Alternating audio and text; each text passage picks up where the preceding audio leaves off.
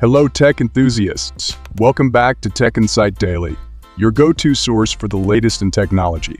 Today, we have an incredible innovation to dive into.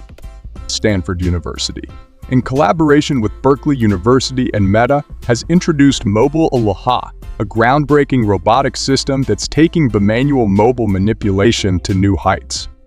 Mobile ALOHA builds upon Google DeepMind's ALOHA system, introducing a mobile base and a whole-body teleoperation interface.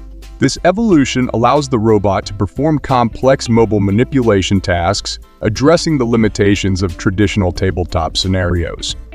What sets Mobile ALOHA apart is its ability to co-train with existing static ALOHA datasets.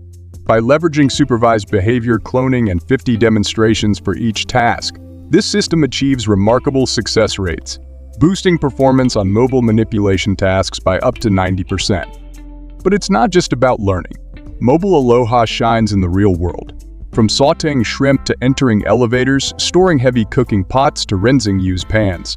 This robot is showcasing its adaptability and precision. The cost-effectiveness of Mobile ALOHA opens doors for a new era in robotics, possibly paving the way for AI-powered housemaids.